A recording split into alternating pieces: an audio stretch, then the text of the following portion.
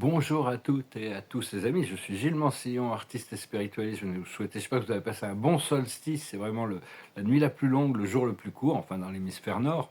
Si vous êtes nouveau sur la chaîne, je vous remercie de vous abonner. Je vous remercie pour vos partages, vos likes, vos commentaires, pour vos donations, vos dons. Et si vous voulez une consultation privée, vous pouvez m'envoyer un email. Je vais discuter de quelques idées ici aujourd'hui. Je voulais venir hier, mais j'étais tellement secoué cette nuit d'avant, là, ça m'avait vraiment secoué. En me levant, je pouvais plus marcher, j'ai pas mangé, j'ai rien mangé de la journée, impossible, j'avais pas faim. C'était vraiment parce que quand il y a des inconforts qui se passent dans notre corps, c'est qu'il y a quelque chose qui a besoin d'être réglé, il y a des réglages qui se font des fois, et donc on ne peut pas toujours tout comprendre. Je ferai une carte pour la journée, d'abord pour voir quelle est la carte de la journée. C'est que la vérité soit. Il y a toute la vérité qui va sortir. On doit exprimer notre vérité. C'est important que l'on continue à rester connecté avec cette vérité qui nous est propre. Je voulais discuter de, je vais tirer quelques oracles après aussi pour voir un petit peu pour le miroir pour cette fin d'année. Mais je vais parler du network, du réseau télépathique. C'est très très important de s'ouvrir de développer cette télépathie. C'est un réseau, c'est open source. On est connecté à l'univers des univers. C'est multidimensionnel. Au début, c'est plus pratique de pratiquer la télépathie avec nos guides ou avec nos familles galactiques ou avec les êtres célestes parce que eux sont réceptifs à la télépathie. Tout ce que l'on envoie, on le reçoit. Aussi, l'avantage de la télépathie, c'est qu'il y a un traducteur universel. Quelle que soit la langue dont vous envoyez votre message, la personne la reçoit dans sa langue.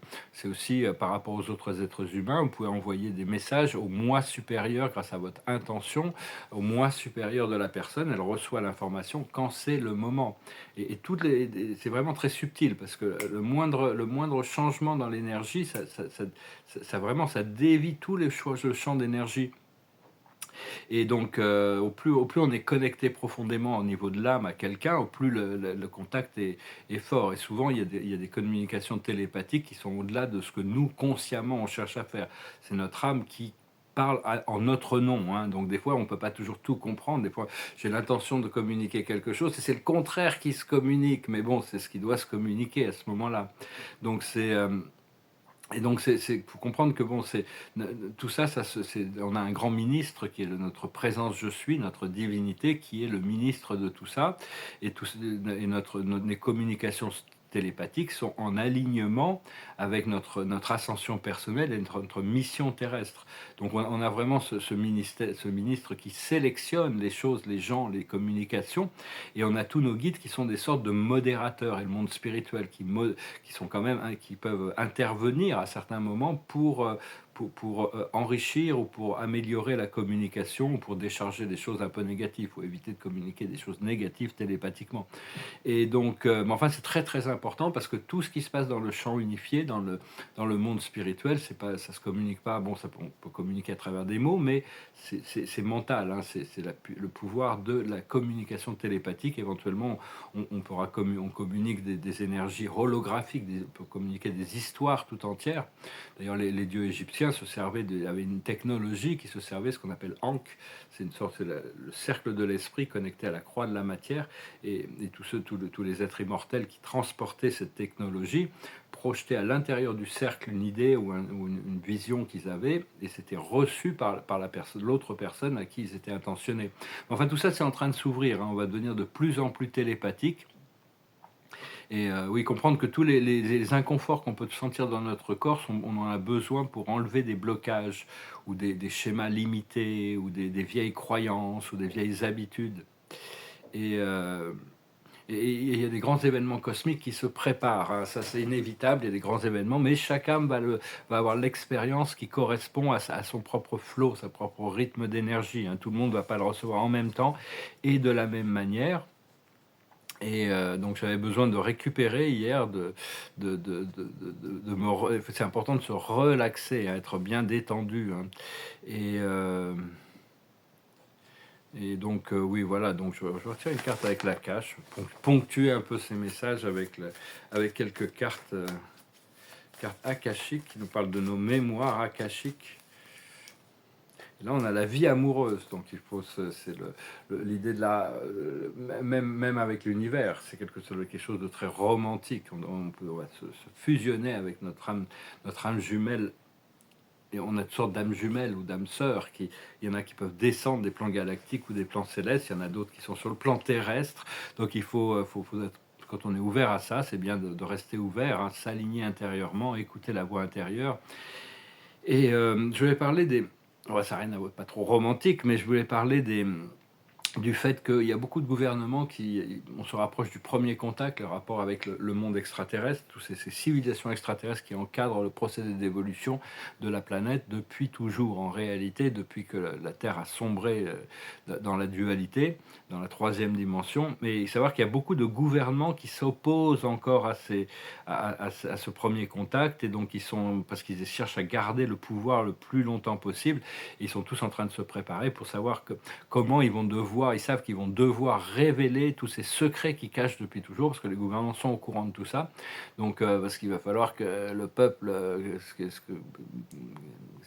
ils ont menti au peuple pendant très longtemps, donc ils essayent de voir comment on va pouvoir révéler ça. Et donc, comprendre aussi qu'on voyage tous dans les plans supérieurs et dans les dimensions supérieures et dans les vaisseaux et dans la galaxie. À chaque fois qu'on dort, on a une double vie, et là-haut, on fait toutes sortes de travail, on n'en est pas conscient, mais il y a énormément de travail qui se fait pendant que l'on dort. C'est important de n'avoir aucune peur sur le futur, hein. Mais vraiment, il faut vraiment mettre notre priorité euh, par rapport à ce qui vient de l'intérieur et d'au-dessus, hein. C'est plus important de mettre notre priorité dans ce qui est cohérent dans notre propre chemin de vie, nos plans d'âme et notre ligne temporelle. Et de continuer à respirer consciemment. Pensez que la respiration, le souffle, c'est ce qui nous connecte à Dieu. Donc, pensez que vous respirez avec Dieu, hein, vous inspirez ce prana, cette lumière divine. Ça, c'est vraiment ce qui va nous connecter de plus en plus. Et il y a tout un nettoyage qui est en train de se faire, hein. Tous les programmes serpentins, tous les programmes de ce serpent biblique, tout ça, c'est en train de s'écrouler. Ça va être complètement enlevé dans les années à venir. Et le grand événement qui arrive, ça va révéler des choses à tout le monde, bien au-delà de nos rêves et de nos attentes, hein. Donc il faut continuer à se préparer, parce que notre corps physique, ça va être assez intense au niveau du corps physique. Je voulais aussi dire que l'univers est infiniment complexe. C'est quelque chose de grandiose, infiniment complexe. La seule manière dont les êtres supérieurs arrivent à gérer ça de manière simple, c'est qu'ils remettent les choses dans les mains de Dieu. Parce que pour Dieu, tout est simple. C'est lui qui a créé tout. Il a toutes les clés et les codes de la mécanique céleste.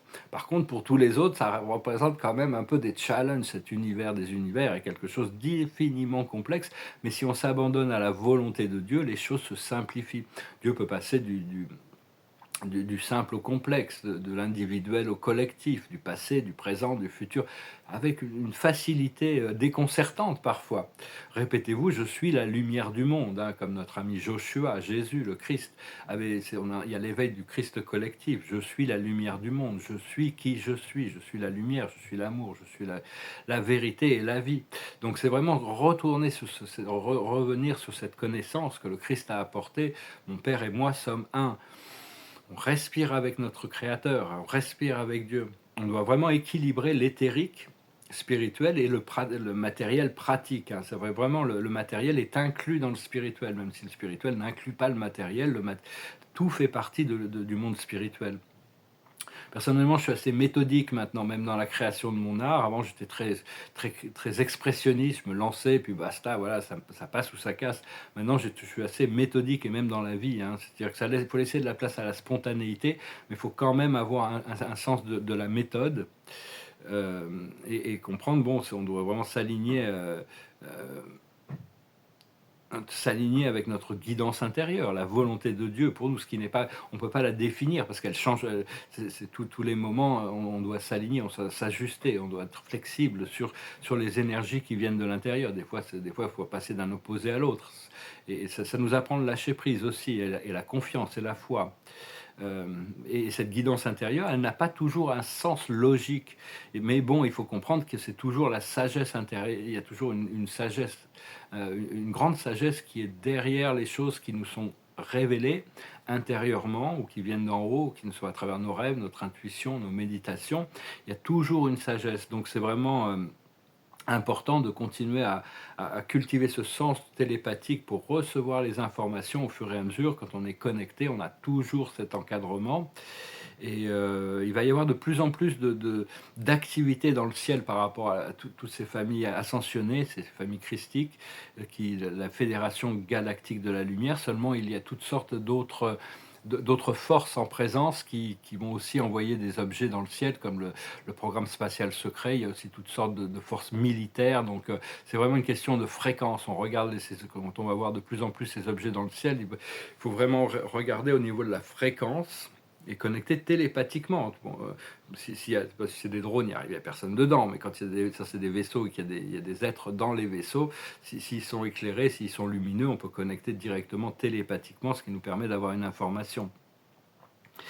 Et par contre, il faut pas se laisser distraire par toutes ces choses. Il faut pas se laisser distraire sur les choses, ces choses complètement futiles, même la scène politique, tout ça. C'est vraiment notre ascension, notre voie, notre vie, notre développement des plans de notre âme qui sont vraiment essentiels parce qu'on se prépare pour rentrer dans une ligne fluide et gracieuse, une ligne paradisiaque. Et et donc oui, parce que toutes les forces militaires sont au courant d'énormément de choses par rapport à tous ces mondes galactiques, et ils se demandent qu'est-ce qui est prêt à être révélé, qu'est-ce qui n'est pas prêt à être révélé. Il y a toutes sortes de programmes secrets militaires aussi qui commencent à, à rentrer ils commencent à se dévoiler aussi avec des vaisseaux. Ils ont des vaisseaux qu'ils ont développés secrètement, donc c'est tout. Il ne faut pas avoir peur, hein, c'est vraiment, on est en train de... Ce qui est important, c'est de transmuter toutes ces énergies lourdes et grossières en des énergies pures et raffinées, hein, l'énergie du Créateur, de la lumière. Donc, concentrez-vous sur votre ascension, sur votre bien-être, sur ces choses qui vous passionnent, qui vous font du bien, qui vous pouvoir voir la beauté dans toute chose, plutôt que ça ne veut pas dire on continue pas à regarder toutes ces autres choses de la scène terrestre. On s'y intéresse et on participe à quand on est appelé à le faire. Mais enfin bon, il faut vraiment avoir un sens des priorités quand même, hein, et la priorité, c'est notre ascension, c'est notre bien-être, c'est l'élévation de notre conscience, c'est être illuminé à l'intérieur de nous pour pouvoir traverser ces moments qui arrivent avec grâce et facilité. Donc voilà les amis, j'espère que ce message aura été intéressant pour vous. Je vais tirer une carte là pour le tarot de la lune. Ça dit balancer spiritualité et pratique et le côté pratique, hein. C'est ce que je présentais aussi, c'est-à-dire il y a tout le côté éthérique, mais il y a le côté pratique de la vie. On va voir la sagesse, ça serait l'énergie gain momentum, c'est-à-dire l'énergie s'accélère, hein, le rythme s'accélère. Ce qu'il faut comprendre, c'est rien n'est écrit dans de la pierre, c'est-à-dire tout est quand même encore... il y a des choses qui sont pas écrites dans la pierre, mais qui font partie de la destinée, et ça, on veut s'aligner avec ça. Mais bon, il y a toutes sortes de flexibilité par rapport à nos choix, nos décisions, tout ce que l'on pense, tout ce que l'on dit, tout ce que l'on fait, a une grosse influence sur le développement des événements.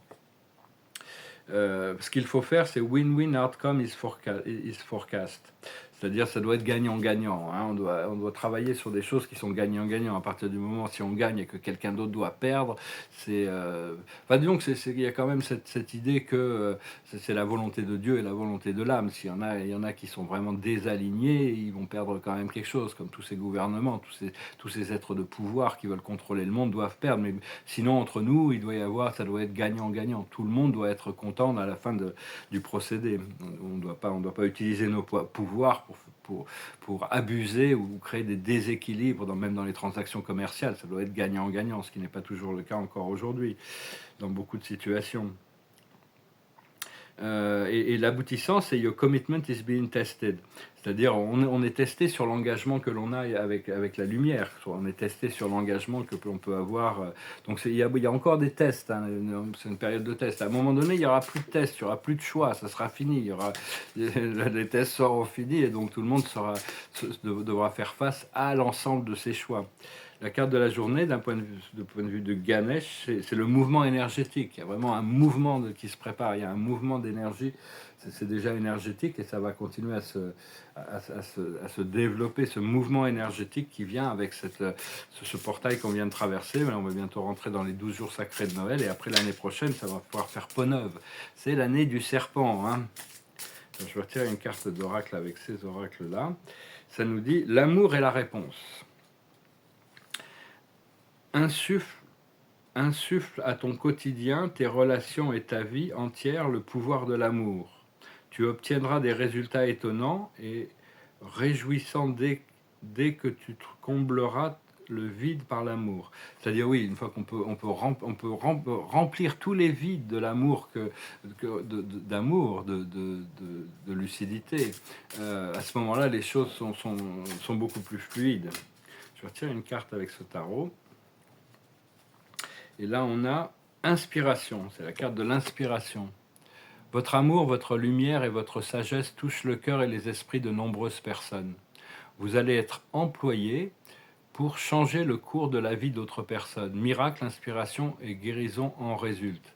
Donc c'est vraiment, oui, on est là en service les uns les autres, en miroir. Donc on doit offrir notre plus haute version, notre plus haute énergie au procédé d'évolution. Et donc voilà, on va continuer à faire ça, hein, on va se préparer. Là, je vais retourner, je vais essayer de voir si je commençais quelques petits tableaux. Là, je vais essayer de me remettre à peindre. J'ai déjà commencé à me remettre à peindre. Hier, j'étais complètement... il a fallu que je passe la journée au lit. J'étais complètement... j'étais vraiment secoué hier. Donc voilà, je vais finir avec une chanson. C'est une vieille chanson de Georges Bizet qui s'appelle Habanera. L'amour est un oiseau rebelle que nul ne peut apprivoiser, et c'est bien en vain qu'on l'appelle, si lui convient de refuser. Rien n'y fait menace ou prière, l'une parle bien et l'autre se tait, et c'est bien l'autre que je préfère. Elle n'a rien dit, mais elle me plaît. L'amour, l'amour, l'amour, l'amour, l'amour est enfant de bohème. Il n'a jamais, jamais connu de roi. Si tu ne m'aimes pas, je t'aime. Et si je t'aime, prends garde à toi. L'oiseau que tu croyais surprendre battit de l'aile et s'envola. L'amour est loin, tu peux l'attendre, tu ne l'attends plus, il est là. Tout autour de toi, vite, vite, il vient, il s'en va, puis il revient. Tu crois le tenir, il t'évite, tu crois l'éviter, il revient. L'amour, l'amour, l'amour, l'amour, l'amour est enfant de bohème. Il n'a jamais, jamais connu de loi. Si tu ne m'aimes pas, je t'aime. Et si je t'aime, prends garde à toi. Si tu ne m'aimes pas, je t'aime. Mais si je t'aime, prends garde à toi. Toudoum, toum, toum. Moi, je ne peux pas trop répéter. Bon, c'est une chanson que moi j'avais connue, c'était un opéra avec Maria Callas qui chantait cette chanson, cet opéra.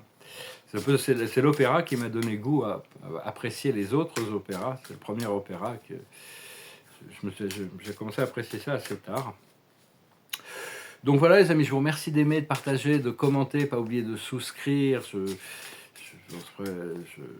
vais tirer quelques cartes pour voir ce que les anges ont comme conclusion.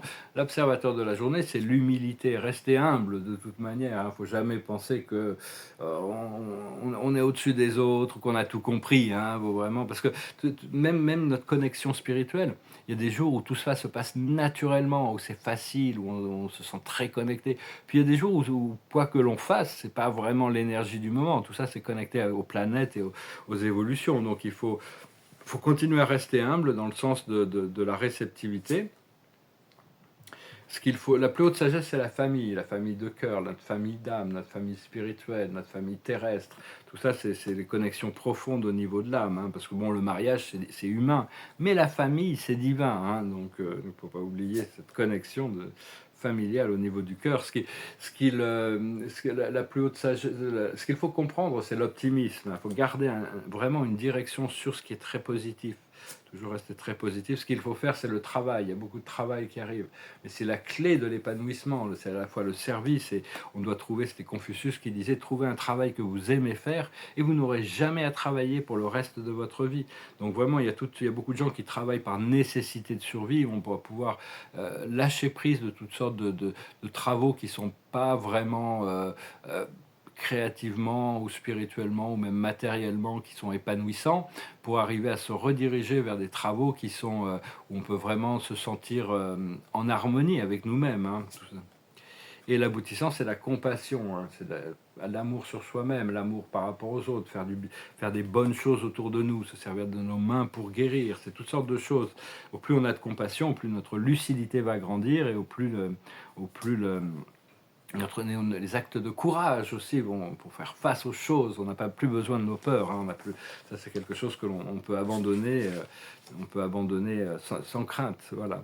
Je vous remercie, je vous salue, je vous souhaite une excellente journée, je vous dis à bientôt. Namaste.